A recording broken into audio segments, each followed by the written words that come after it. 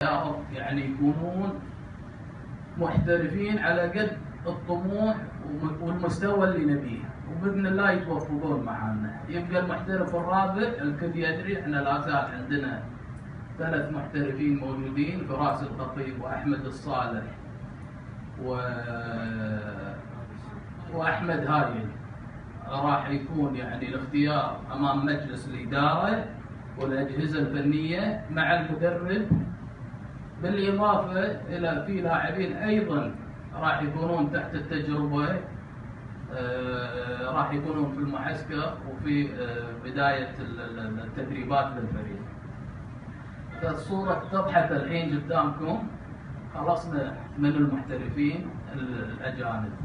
عندنا طبعا بطوله الخليج في شهر 9،